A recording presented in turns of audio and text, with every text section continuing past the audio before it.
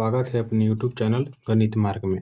आज हम कक्षा 10वीं का दो चर वाले रैखिक समीकरण का जो चैप्टर है उसका एक क्वेश्चन करेंगे, जो क्वेश्चन ग्राफीय विधि से हल करना है। क्वेश्चन है 3x + 2y = 4 और दूसरा है 2x - 3y = 7 को ग्राफीय विधि से हल करें। तो चलिए देखते हैं इसको आसान शब्दों में कैसे समझेंगे। और ये जो प्रश्न है, ये प्रश्न 5 नंबर में पूछे जाते हैं और ऐसे प्रश्न हर साल बिहार बोर्ड या कोई भी बोर्ड के एग्जाम हो, ये प्रश्न पूछे ही जाते हैं, वो भी 5 नंबर में। तो बहुत ही इम्पोर्टेंट होने वाला है। चलिए इसको समझते हैं, बनाने का प्रयास करते हैं। क्वेश्चन है कि 3x + 2y = 4। 3x + 2y = 4 मान लीजिए पहला समीकरण है और दूसरा है 2x - 3y = 7। ये है दूसरा समीकरण। ये पहला समीकरण, ये दूसरा समीकरण। मान लेते हैं यहाँ पर समीकरण 1 से ग्राफ विधि, मतलब हमें ग्राफ पर बनाना होगा और उसके लिए हमें कुछ न कुछ मान चाहिए। x का भी मान चाहिए, y का भी मान चाहिए। तो हम स्वतंत्र है इस प्रश्न में।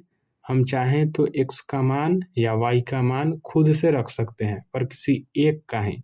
अगर हम x का मान रखेंगे तो y का मान खुद ब खुद निकल के आएगा, या y का मान रखेंगे तो x का मान खुद ब खुद निकल के आएगा। तो चलिए बनाते हैं। प्रश्न है पहले 3x + 2y = 4। ये अपना जो था समीकरण 1 था। इसमें जो है हम x का मान खुद से रख सकते हैं या y का मान भी खुद से रख सकते हैं। ऐसा मान रखना है जिसका अगर हम x का मान रखें तो y का मान पूरा निकल कर अगर आए, जैसे कि पूर्णांक निकल के आए, 1 निकल के आए, 2 निकल के आए, -1 निकल के आए, -2 निकल के आए, तो वो मेरा जो प्रश्न होगा उस प्रश्न को बनाना बहुत ही आसान होगा। उस मान से समीकरण को सॉल्व करना ग्राफीय विधि से ज़्यादा आसान होगा। अगर मान लीजिए हमारा प्रश्न जो है उसका आंसर आ रहा है 5/3, 1/3, दशमलव में, बट्टा में, तो बनाना ज़्यादा मुश्किल होगा। इसलिए हम चाहेंगे कि संख्या पूर्णांक हो, पूरा अंक निकल के आए, या धनात्मक और ऋणात्मक हुआ चलेगा। मान लेते हैं सबसे पहले हम यहाँ पर कि x का मान जो है 0 रखते हैं। हम जो है ये x का मान 0 रख रहे हैं इसलिए क्योंकि हमें पता है कि 3 में x का मान अगर 0 है, इस मतलब 3 में 0 से गुना करेंगे तो 0 हो जाएगा। क्यों? क्योंकि x का मान खुद से रख रहे हैं, हम खुद से रख सकते हैं। हम जो है खुद से एक मान रख सकते हैं, तो रखेंगे तो ये 0 हो जाएगा और 2 से 4 2 मरतबे कट जाएगा। तो ऐसा जो है मन में सोचेंगे, ऐसा समीकरण खुद के अंदर ही खुद ही मन में बनाने का प्रयास करेंगे। जैसे कि यहाँ पर है 3 और x का मान 0 रखना है, प्लस में 2y = 4। इसको सॉल्व कीजिएगा तो हो जाएगा 0 + 2y = 4, और यहाँ पर जो है 2y = 4 और 2 दूनी 4 कट जाएगा। y का जो मान है वो 2 निकल के आ गया। पुनः हम एक और मान रखेंगे, कम से कम 2 मान निकालिए। ज़्यादा से ज़्यादा कितना भी मान निकाल सकते हैं x का y का, लेकिन कम से कम समीकरणों को बनाने के लिए 2 मान निकालना ही है।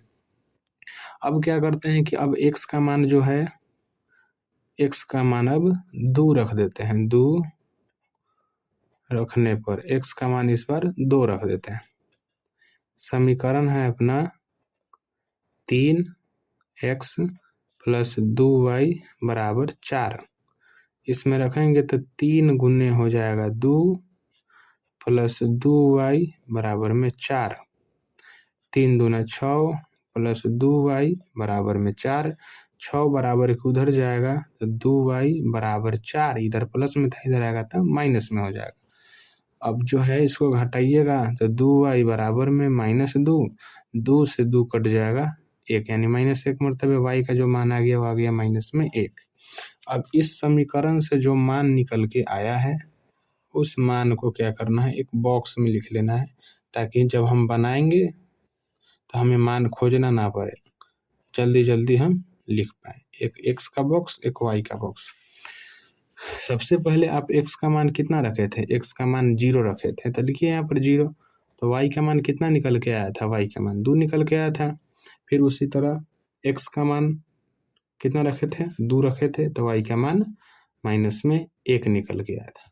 तो ये समीकरण 1 से बना। उसी तरह समीकरण 2 से भी मान निकालेंगे। समीकरण उसी तरह समीकरण 2 से भी उसी तरह x का मान y का मान निकालेंगे। समीकरण 2 है 2x माइनस में 3y बराबर में 7। उसी तरह जो है हम यहाँ पर सिर्फ x का मान रखते हैं, y का भी मान चाहे तो रख सकते हैं। अब x का मान जो है इस बार हम माइनस में 1 रखते हैं, तो यहाँ हो जाएगा मान रखने पर -1 रखने पर -1 रखेंगे तो यहाँ पर हो जाएगा 2 गुने -1 माइनस में 3y बराबर में 7। यहाँ पर हो जाएगा -2 ये y है माइनस में 3y बराबर में 7 ये हो जाएगा। उसके बाद जो है ये माइनस में इधर जाएगा तो प्लस में हो जाएगा, यानी -3y बराबर 7 + 2 -3y बराबर में हो जाएगा 9। 3 तिहाई 9 यानी y का जो मान है माइनस में 3 आ गया।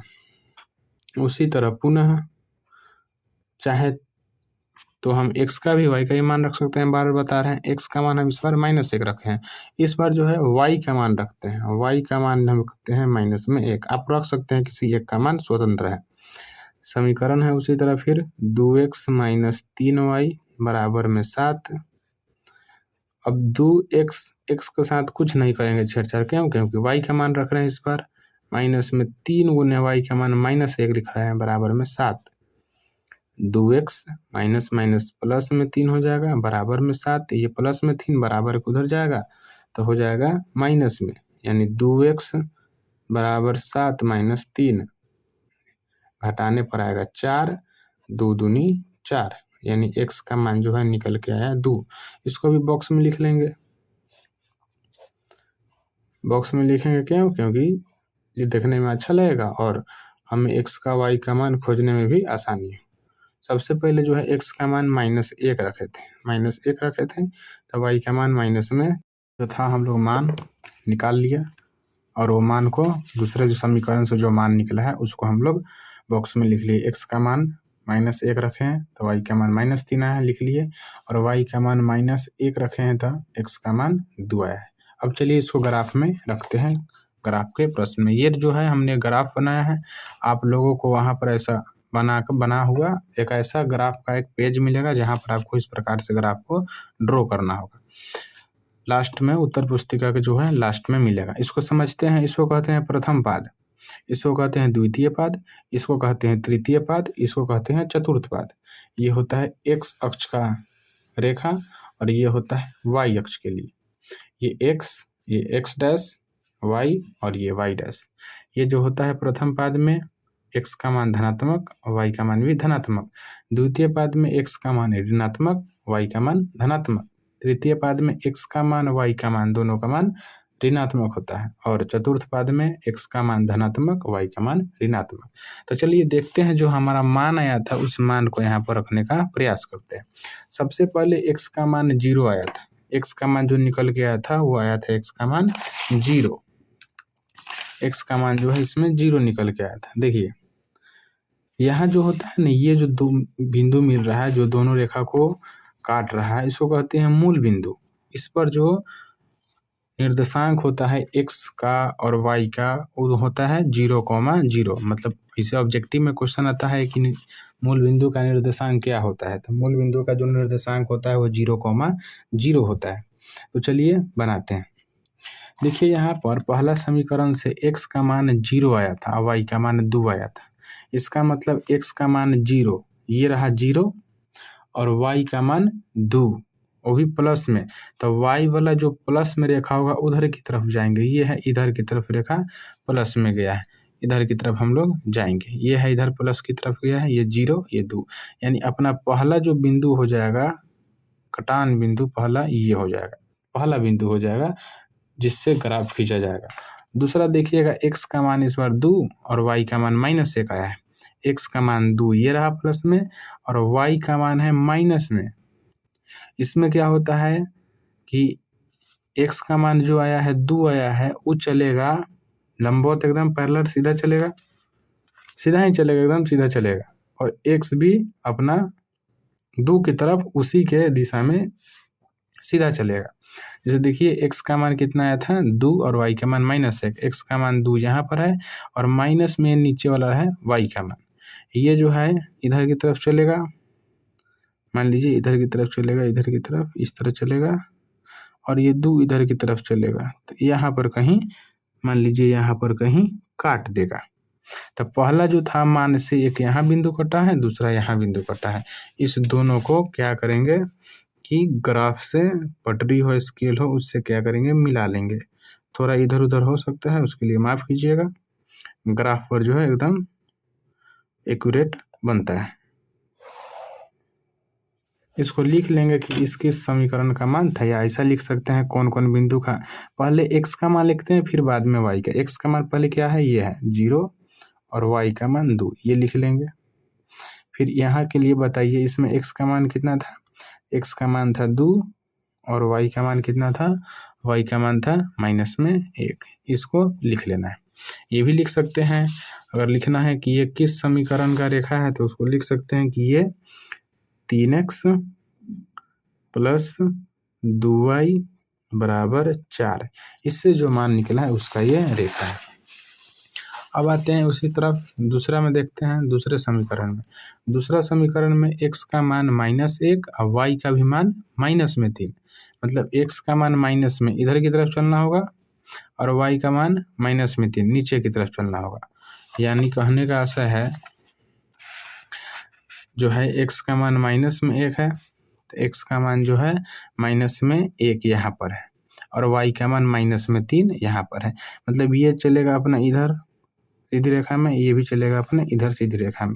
तो कहीं जो है आएगा, कहीं आते आते यहाँ पर कहीं काट देगा और ये इधर की तरफ आएगा चलते हुए तो यहाँ पर कहीं काट देगा। ये रहा पहला बिंदु। और फिर देखिएगा अब x का मान 2 है, y का मान -1 है। यानी x का मान +2 यहाँ पर है और y का मान -1 है, -1। यानी ये है -1 और ये 2 इधर से चलेगा फिर यहीं पर आके कटेगा। यानी कि दूसरा जो बिंदु बना, एक ये बिंदु बना दूसरे समीकरण से और एक ये बिंदु बना। इसको भी क्या करेंगे ग्राफ से स्केल से इसको क्या करना है कि एक सीधी रेखा में खींच लेना है। इसको भी हम लोग लिख सकते हैं यहाँ पे कि ये जो कटा है इसको लिख सकते हैं कि इसका निर्देशांक क्या होगा। तो इसका निर्देशांक हो जाएगा, पहले x का मान लिखते हैं। x का मान जो आया है वो आया है -1 और y का मान -3। बाद बाकी लिखा गया है। ये भी लिख सकते हैं किस समीकरण का क्वेश्चन है। तो ये जो समीकरण था उस किसका निर्देशांक है, तो ये समीकरण था 2x - 3y = 7 का, इसका था। इसको इस तरह ड्रॉ कर लेना है। अब ड्रॉ करने के बाद हमें समझना है कि क्या मान निकल के आया। दोनों रेखा आपस में एक दूसरे को कहाँ काट रही है। ये रेखा इधर से इधर की तरफ चला, ये रेखा इधर से इधर की तरफ चला, दोनों रेखा एक दूसरे को यहाँ पर काट रही है।